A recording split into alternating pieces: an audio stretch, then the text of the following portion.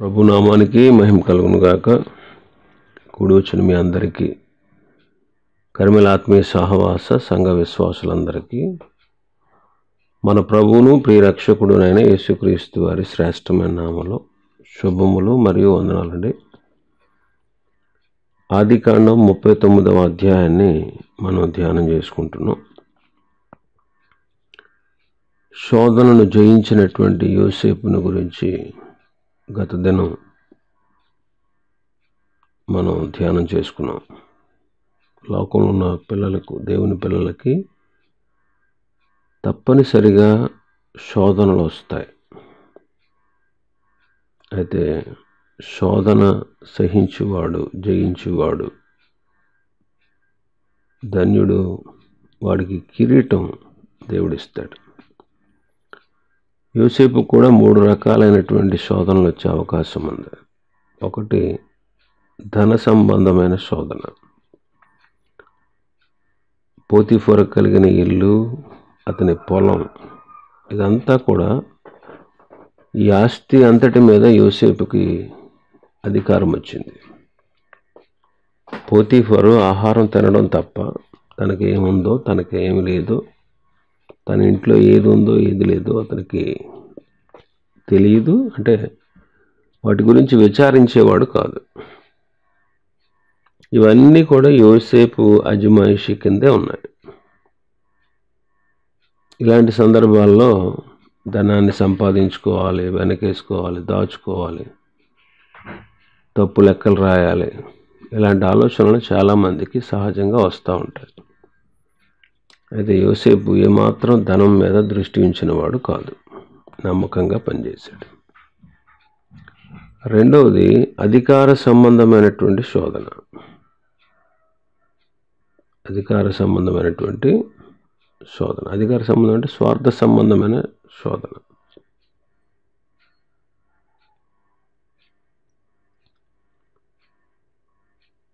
స్వార్థంగా ఆలోచించే అవకాశం ఉంది. నాకంటే పైవాడు ఎవడు ఈ లోకంలో లేడు. బానిసగా ఉన్నటువంటి ఒక అతను ఇప్పుడు గొప్ప ఆస్తి అంతటి మీద అధికారిగా ఉన్నాడనే గర్వం రావచ్చు, గర్వం వచ్చే అవకాశం ఉండొచ్చు. అయినా సరే యోసేపు స్వార్థ సంబంధమైనటువంటి ఆ శోధనకు లోను కాకుండా దేన మనస్కుడుగానే బ్రతికాడు. మూడవది స్త్రీ సంబంధమైన శోధన. అయితే ఈ స్త్రీ సంబంధమైన శోధనలో కూడా యోసేపు ఎదిరించాడు. అవసరమైతే జైలుకి వెళ్ళాడు, కానీ ఆమె అడిగిన పాపానికి తాను దాసుడు కాలేదు. సంసోను చాలా బలవంతుడు. గాడిద పచ్చి దవడ ఎముకతో 1000 మంది శత్రువుల్ని చంపినటువంటి ధీరుడు. 20 ఏండ్లు ఇశ్రాయేలుకు న్యాయాధిపతిగా ఉన్నవాడు. అయితే ఈ స్త్రీ సంబంధమైనటువంటి శోధనలకు లొంగిపోయి ఫిలిస్తీన్ల చేతికి చిక్కి వాళ్ళ చేత బంధించబడి కన్నులు 2 ఊడదీయబడి చెరసాలలో తిరగల విసురుతూ హేళనాస్పదంగా మారిపోయాడు. ఆలోచన చేయండి, అది ఎంత ఘోరమైన దుస్థితో. యోసేపేమో ఈ ఘోరమైనటువంటి దుష్టత్వాన్ని ఎదిరించినందువల్ల బానిసత్వాన్ని నుంచి విడుదల పొంది సకల దేశములను పోషించగలిగేటువంటి స్థాయిలోకి వచ్చాడు.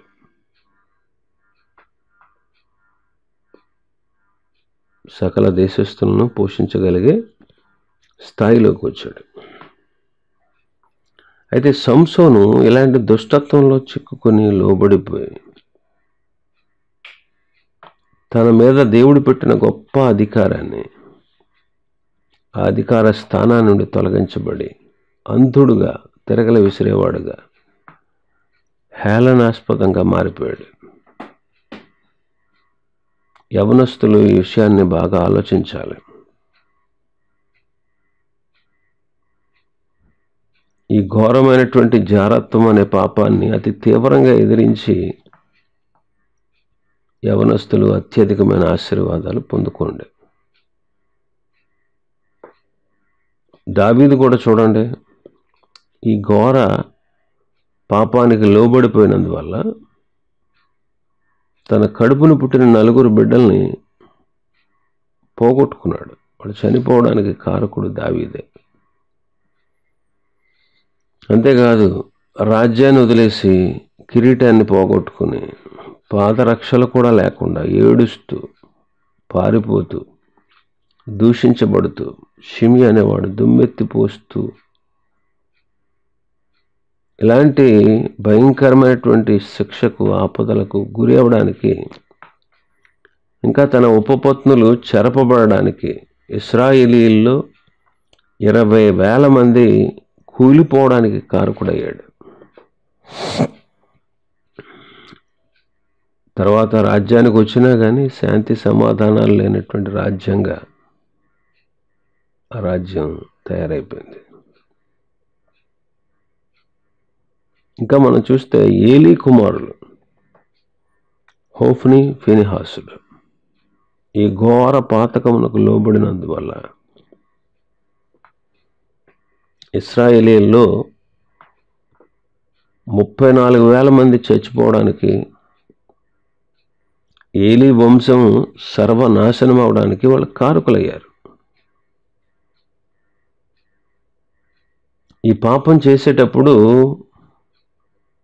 ఒక పండగలాగా ఉంటుంది చాలామందికి, కానీ దాని ఫలితం చాలా ఘోరంగా ఉంటుంది. దాని ఫలితం చాలా కఠోరంగా ఉంటుంది. ఇంకా వర్ణించలేమన్నమాట,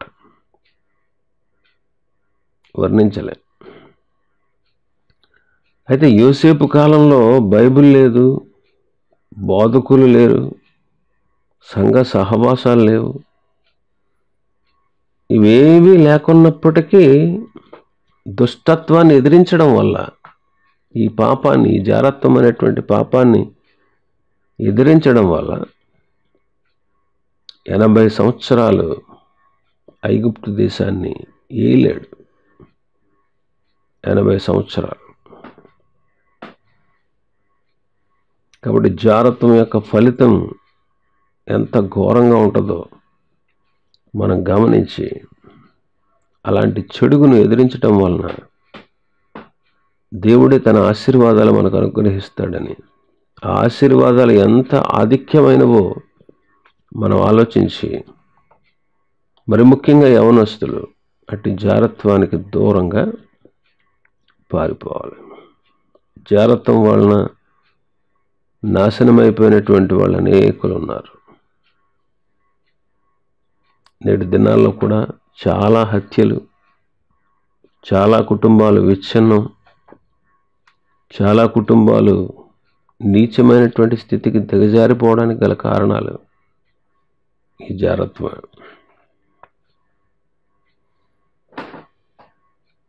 యోసేపు కాలం కంటే కూడా ఈ దినాల్లోనే ఇలాంటి చెడుగును ఎదిరించడానికి అనేకమైన అవకాశాలు ఉన్నాయి.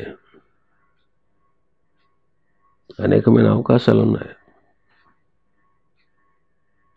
కాబట్టి యవన పిల్లలు, ఇంకా జారత్వంలో ఉన్నవారు దీని విషయం ఆలోచన చేసి దాన్ని విడిచిపెట్టి ప్రభు కనికరాన్ని పొందుకుంటే మంచిది. లేకపోతే చాలా ఇబ్బందులు ఎదురవుతాయి. ఇంకా 13వ వచనం నుంచి 20వ వచనం చూస్తే, 13వ వచనం నుంచి, అతడు తన వస్త్రమును ఆమె చేతిలో విడిచి తప్పించుకొని పోవుట ఆమె చూసినప్పుడు తన ఇంటి మనుషులను పిలిచి, చూడుడి, అతడు మనల్ని ఎగతాళి చేయుటకు ఒక హెబ్రీయుని మన యొద్ద తెచ్చి ఉన్నాడు. నాతో శయనింపవలనని వీడు నా యొద్దకు రాగా నేను పెద్ద కేక వేసితిని. నేను బిగ్గరగా కేక వేయటవాడు విని నా దగ్గర తన వస్త్రాన్ని విడిచిపెట్టి తప్పించుకొని బయటికి పారిపోయినని వారితో చెప్పి అతని యజమానుడు ఇంటికి వచ్చే వరకు అతని వస్త్రము తన దగ్గర ఉంచుకొని, అప్పుడు ఆమె తన భర్తతో ఈ మాటల చొప్పున చెప్పాను.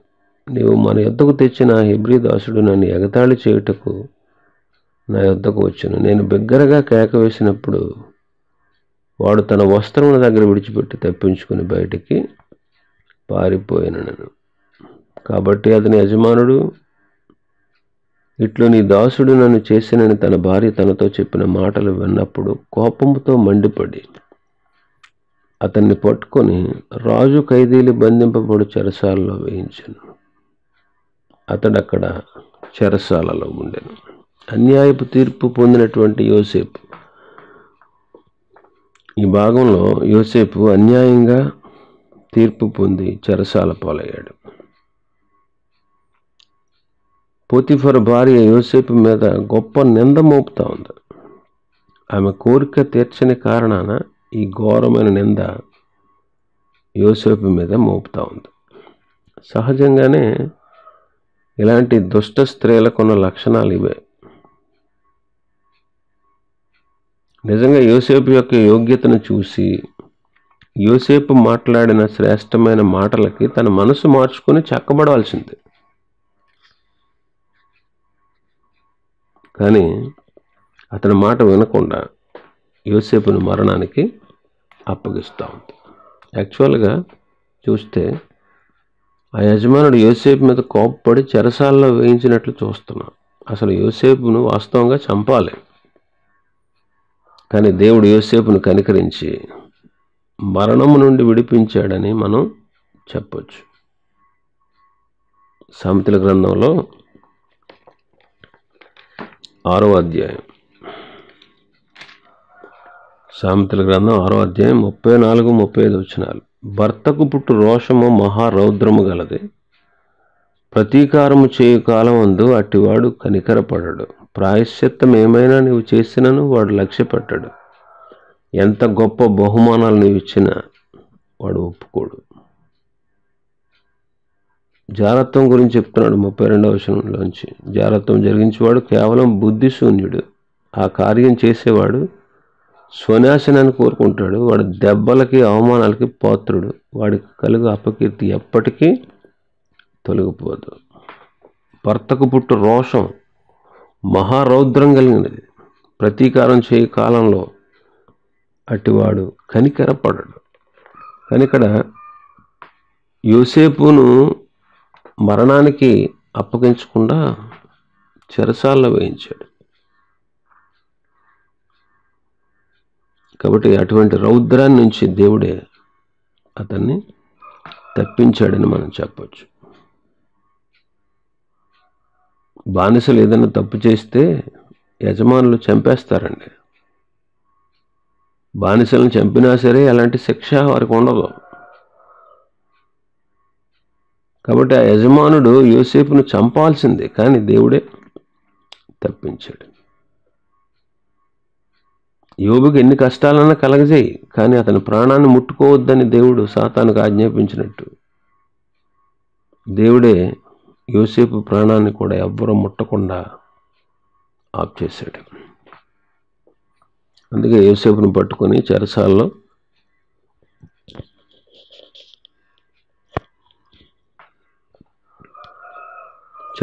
వేయించినట్టు 20వ వచనంలో మనకు కనబడతా ఉంది.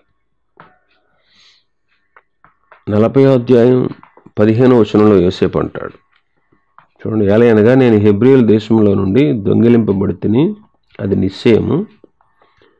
మరియు ఈ చెరసాలలో నన్ను వేయుటకు ఎక్కడ సహా నేనేమీ చేయలేదని అతనితో చెప్పాను. కాబట్టి చెరసాలలో వేయబడుటకు అసలు ఏ కారణం లేదు. అంటే అన్యాయపు తీర్పు పొందిన వాడుగా యోసేపుని మనం ఇక్కడ చూస్తున్నాం. 105వ కీర్తన 105వ కీర్తన 18వ వచనం 17 నుంచి చదువుతాం. వారికంటే ముందుగా ఆయన ఒకరిని పంపెను, యోసేపు దాసుడుగా అమ్మబడెను. వారు సంకెళ్ల చేత అతని కాళ్ళు నొప్పించిరి, ఇనుము అతని ప్రాణమును బాధించెను. అతడు చెప్పిన సంగతి నెరవేరు వరకు యెహోవా వాక్కు అతన్ని పరిశోధించుచుండెను. సంకెళ్ళు ఇనుము. సంకెళ్ళు అతని కాళ్ళను నొప్పించినాయి అంట. ఇనుము అతని ప్రాణాన్ని బాధించింది అంటాడు. కాబట్టి ఇలా ఈ వాక్యాన్ని బట్టి మనం చూస్తే యోసేపు ఇనుప సంకెళ్ళ చేత బంధింపబడినట్లుగా మనకు అర్థమవుతా ఉంది.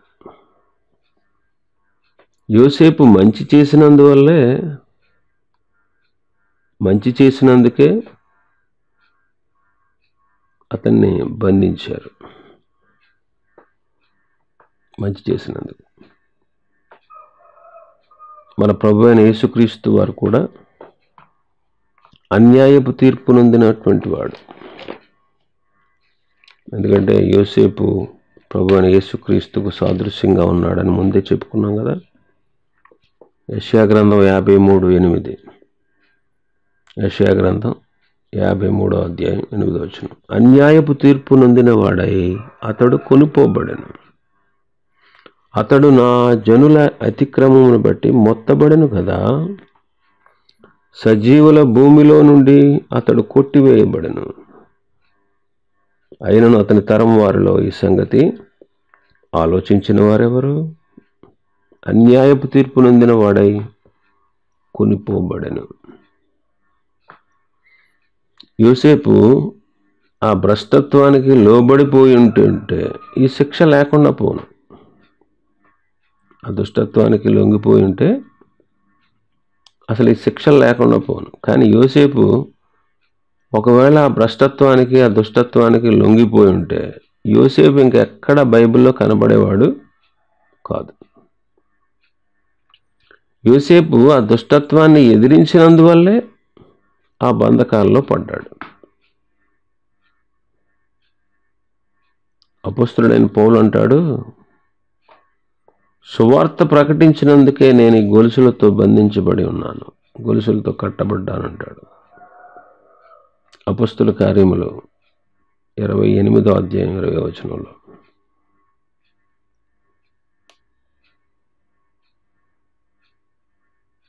కాబట్టి బంధించబడిన వాడు, పరిశుద్ధ గ్రంథంలో బంధించబడిన వాళ్ళని చూస్తే సంఖ్యల చేత బంధించబడిన వాడు యోసేపు. పౌలు సువార్త నిమిత్తం గొలుసులతో బంధించబడ్డాడు. యేసుక్రీస్తు సిలువలో మేకులతో సిలువకు బంధించబడ్డాడు. మేకులతో సిలువకు బంధించబడ్డాడు. కాబట్టి వీళ్ళు ఏ నేరం చేయలేదు.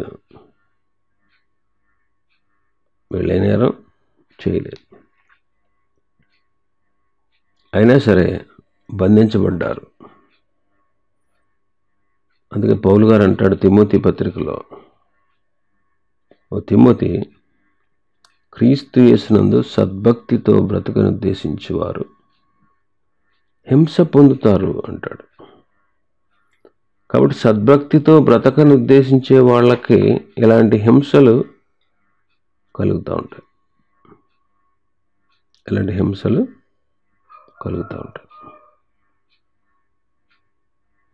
అయితే సంసోను కూడా బంధించబడ్డాడు.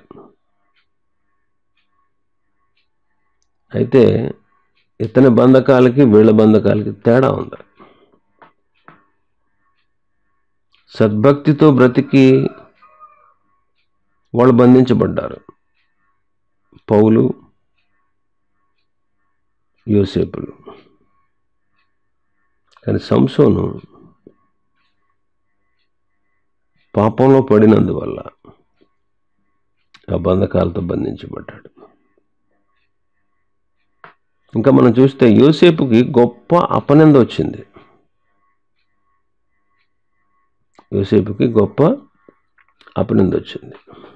వీడు ఎక్కడి నుంచి వచ్చాడు? వీడు మన దేశం కాదు, మన మీద పెత్తనం చేశాడు, వీడు బుద్ధి సరైంది కాదు, వీడు మనకు అధికారిగా ఉన్నాడు ఇప్పుడు దాకా, ఇలా ఎన్నో రకాలైన మాటలు వచ్చి ఉండొచ్చు. చాలామంది దూషించి ఉండొచ్చు, చాలామంది హేళన చేసి ఉండొచ్చు, చాలామంది హీనంగా దూషణకరంగా మాట్లాడి ఉండొచ్చు. యోసేపు ఇలాంటి పరిస్థితుల్లో కూడా కృంగిపోలేదు. ఇలాంటి పరిస్థితుల్లో కూడా కృంగిపోలేదు. తన నిరీక్షణను కోల్పోలేదు. ఒకవేళ యోసేపుని మనం ఆ కాలంలో ఇప్పుడు ఇంటర్వ్యూలు చేసినట్టుగా అప్పుడు ఇంటర్వ్యూలు చేసి ఉన్నా, గోతులు వేయబడినప్పుడు ఇంటర్వ్యూ చేసిన ఏమని, ఇదిగో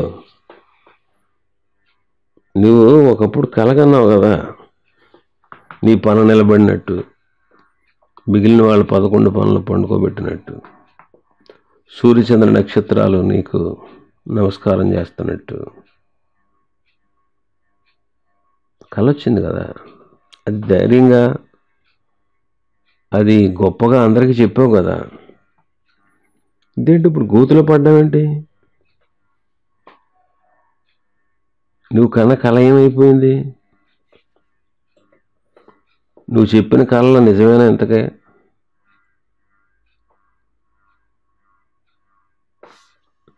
సంఖ్యలతో బంధించబడిన, గోతులో వేయబడిన, ఇష్మాయేలీలకు అమ్మబడిన, పోతీఫర్ ఇంట్లోనికి బానిసగా వచ్చిన, ఏ నేరం చేయకుండా జైలు పాలైనా ఇన్ని పడ్డాడు. ఇలాంటి పరిస్థితులు అన్నాడు. వ్యభిచారం చేశాడు, పాపం చేయబోయాడు అని చెప్పి నిందించబడిన, ఇలాంటి వాటన్నిటికీ ఎక్కడా కూడా కృంగిపోలేదు. ఈ శ్రమలన్నీ భరిస్తూ వచ్చాడు. కృంగిపోలేదు శ్రమల్లో. సామెతల గ్రంథం 24వ అధ్యాయం 10వ వచనం. శ్రమ దినమున నీవు కృంగిన ఎడల నీవు చేతగాని వాడవగదు. శ్రమ దినమున నీవు కృంగిపోతే చేతగాని వాడవద్దు. ఎప్పుడు కృంగిపోలేదు యోసేపు. సద్భక్తితో బ్రతికే వాళ్ళకి,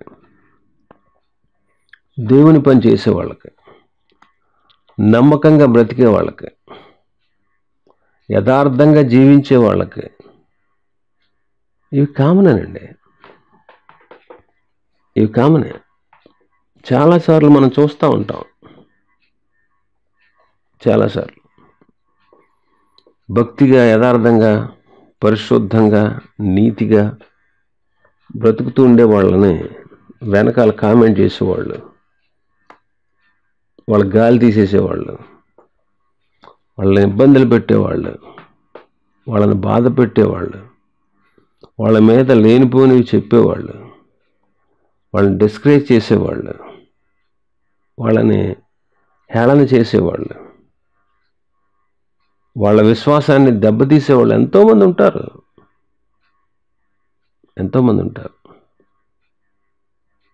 మన సాక్ష్యాన్ని పాడు చేయడానికి అపవాది అందరినో వాడుకుంటూ ఉంటాడు. మనం నీతిగా బ్రతికినప్పుడు ఇలాంటి నిందలకి మనం ఎప్పుడూ కంగారు పడకూడదు. ఒక సామెత చెప్తారు కదా, తాటాకు చప్పుళ్ళకి కుందేళ్ళు బెదరమంట. తాటాకుల చప్పుళ్ళకి కుందేళ్ళు బెదరవు. పొదల్లోనూ లేకపోతే బొరియల్లోనూ లేదా గుహల్లోనూ నివసిస్తాయి ఇవి. తాటాకు చప్పుళ్ళకి అవి భయపడిపోయి, కలవరపడిపోయి, తొందరపడిపోయి బయటకు వచ్చేవి, శత్రువుకు దొరికిపోవు. కాబట్టి గమనించండి. కృంగిపోకూడదు మనం. కొన్నిసార్లు అవమానాలు వస్తాయి, కొన్నిసార్లు నిందించబడతాం, కొన్నిసార్లు హేళన చేయబడతాం, కొన్నిసార్లు అపహసించబడతాం, కొన్నిసార్లు లేని మాటలు నిందలు పడాల్సి వస్తుంది. చూడండి యోసేపు పరిస్థితి ఎలా ఉంది.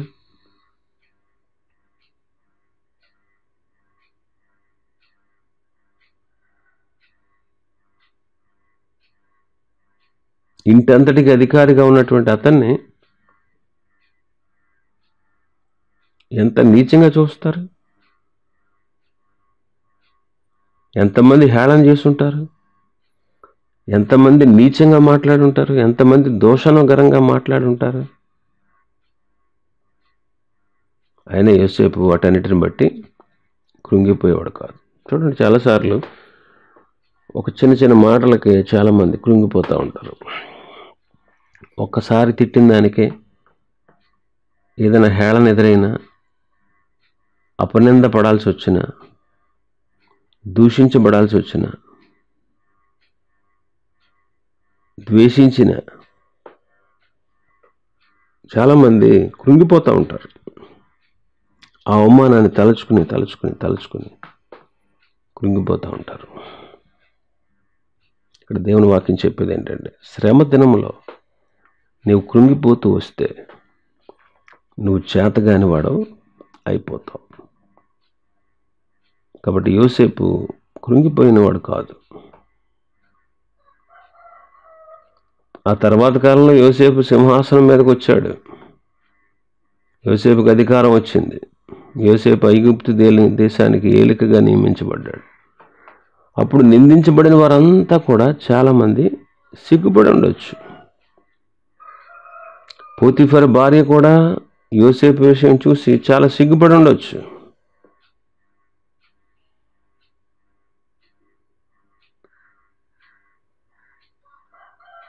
అలాగే ప్రభు పిల్లలమైనటువంటి మనకు కూడా కొన్నిసార్లు నిందలు వస్తాయి. అయినా సరే కృంగిపోకూడదు. మనం యథార్థవంతులుగా ఉన్నట్లయితే మనం ఎప్పుడు దిగులు పడాల్సిన పని లేదు. తర్వాత కాలంలో దేవుడే మన యథార్థతను బట్టబయలు చేస్తాడు. మన మీద నింద మోపిన వాళ్ళందరినీ సిగ్గుపరుస్తాడు. కొరింథీయులకు రాసిన మొదటి పత్రిక 4వ అధ్యాయం 12వ వచనాన్ని చదువుతాను. స్వహస్తములతో పనిచేసి కష్టపడుచున్నాము, నిందింపబడి దీవించుచున్నాము, హింసించబడి ఓర్చుకొనుచున్నాము, దూషించబడి బతిమాలుకొనుచున్నాము, లోకానికి మురికిగా అందరికీ పెంటగా ఇప్పటి వరకు ఎంచబడి ఉన్నాము. అపొస్తలులు ఎలాగా శ్రమ పడుతూ ఉన్నారో పౌలు గారు చక్కగా వివరిస్తున్నాడు.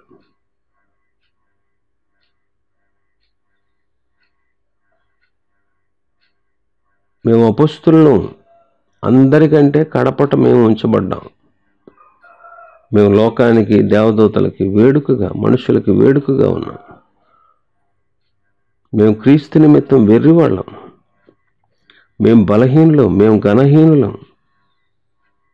ఆకలి దప్పులతో దిగంబరులుగా పిడిగుద్దులు తింటున్నాం. నిలువరమైనటువంటి నివాసం మాకు లేదు. మా చేతులతో మేము కష్టపడి పనిచేస్తున్నాం. నిందించబడి కూడా దీవిస్తున్నాం, హింసించబడి కూడా ఓర్చుకుంటున్నాం, దూషించబడి బతిమాలుకుంటున్నాం.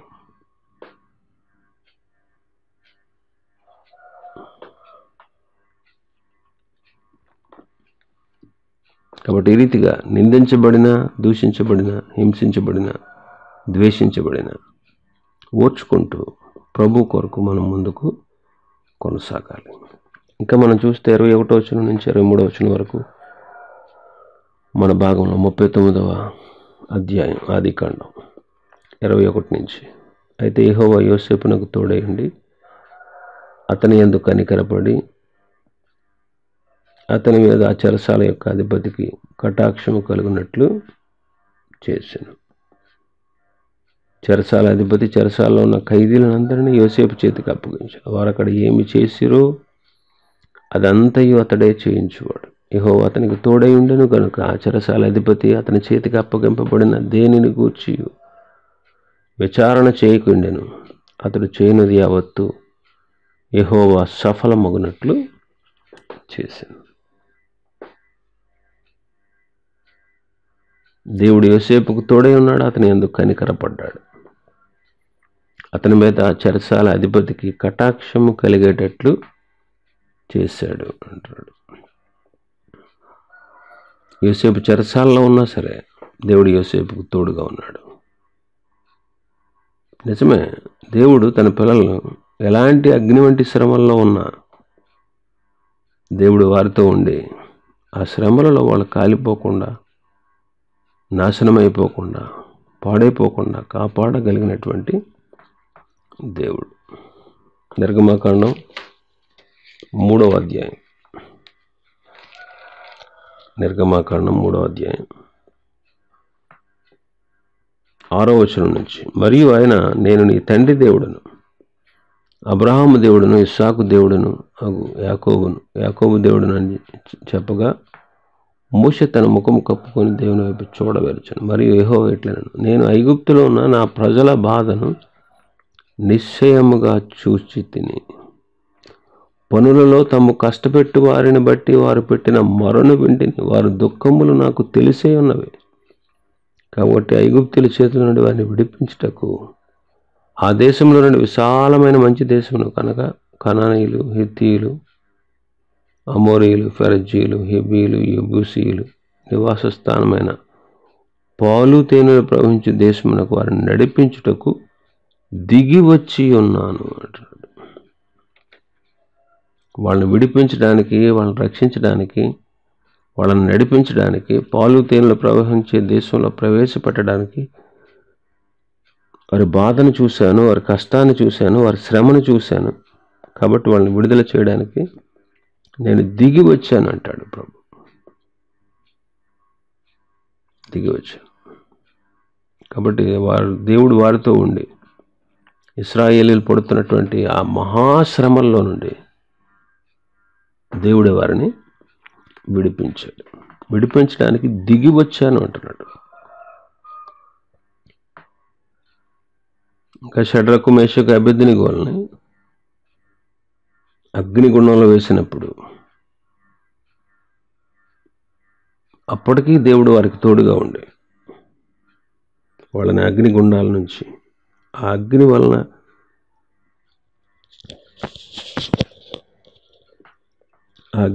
ఏ హాని వాళ్ళు చెందకుండా,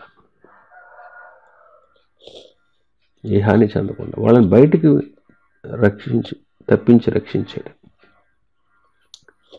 ఆ అగ్ని వారిని ఏ హాని చేయకుండా చేశాడు ప్రభు. అలాగే దానియేలుని సింహాల బోన్లో వేశారు.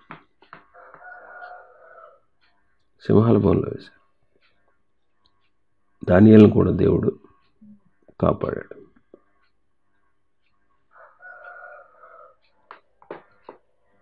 తొంభై 1వ కీర్తన యేసుక్రీస్తు ప్రభుని గురించి రాయబడిన కీర్తన. 91వ కీర్తన యేసుక్రీస్తుని గురించి, ఆయన ఉద్దేశించి తండ్రి అయిన దేవుడు ఎలాగ ఆయన్ని తప్పిస్తాడో ఆ విషయాన్ని గురించి రాసినటువంటి కీర్తనలో 14 నుంచి 16 వచనం.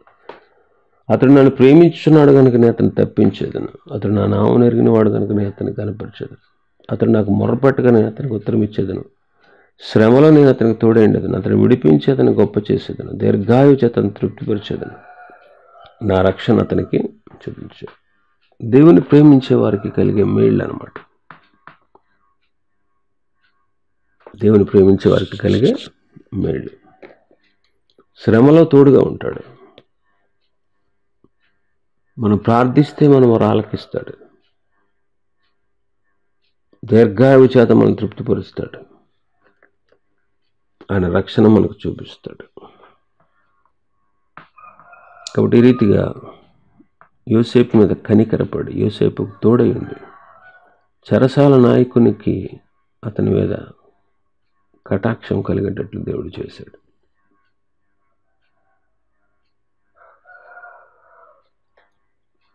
చెరసాల నాయకుడికి యోసేపు మీద కటాక్షం కలిగేటట్టు చేశాడండి దేవుడు. సామెతల గ్రంథంలో 2వ అధ్యాయం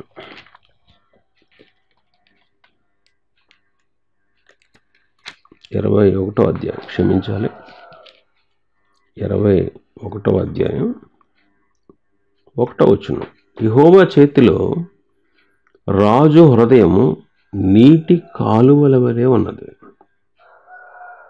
ఆయన తన చిత్తవృత్తి చొప్పున దానిని త్రిప్పును.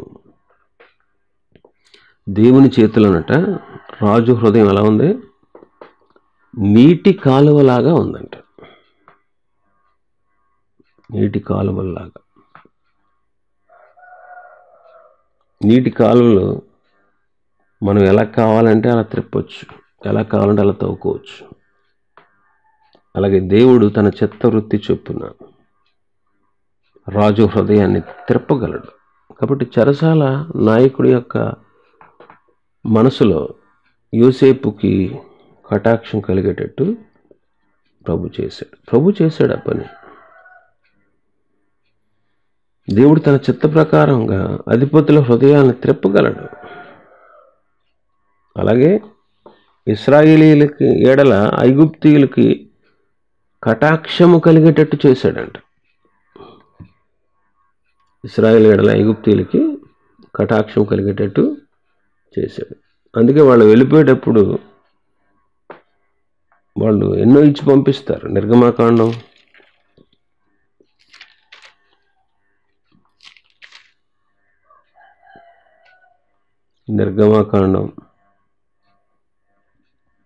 11వ అధ్యాయం 2-3 వచనాలు. కాబట్టి తమ చెలికాని వద్ద ప్రతి పురుషుడు, తమ చెలికత్తి వద్ద ప్రతి స్త్రీయు వెండి నగలు బంగారు నగలు తీసుకుని ప్రజలతో చెప్పు. 3వ వచనంలో యెహోవా ప్రజల ఎడల ఐగుప్తీయులకు కటాక్షము కలుగజేశాను. యెహోవా ప్రజల ఎడల ఐగుప్తీయులకు ఏం కలుగజేశాడంట? కటాక్షం కలిగేటట్టు చేశాడు. అందుకే 12వ అధ్యాయం 36వ వచనంలో యెహోవా ప్రజల ఎడల ఐగుప్తీయులకు కటాక్షం కలుగజేశాను గనుక వారు వారికి కావలసిన వాటిని ఇచ్చారు, అట్లు వారు ఐగుప్తీయుల్ని దోచుకున్నారు అంటాడు. కాబట్టి దేవుడే ఎలాంటి గొప్పవాళ్ళ హృదయాలనైనా త్రిప్పగలిగినటువంటి శక్తి గలవాడు. ఇంకా మనం చూస్తే చెరసాలలో ఉన్న ఖైదీలందరినీ యోసేపు చేతికి అప్పగించాడంట. ఆ చెరసాల నాయకుడు, చెరసాల అధిపతి చెరసాలలో ఉన్న ఖైదీలందరినీ యోసేపు చేతికి వారు అక్కడ ఏం చేసినా సరే అదంతా యోసేపు చేయించేవాడు.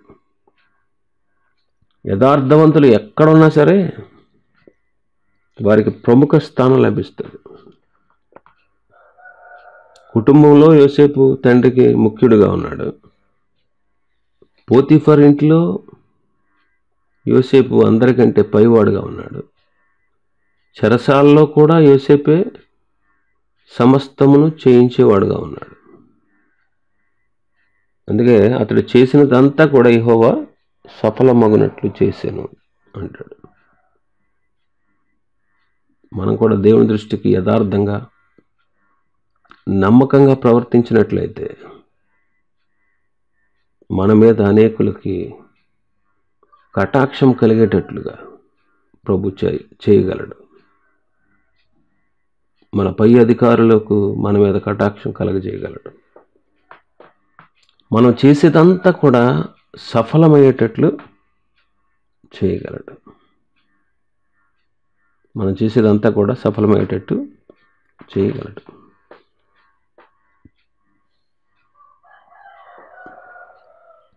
దానియేలు కూడా 4 రాజుల కాలంలో వర్ధిల్లినట్టు మనం చూస్తాం.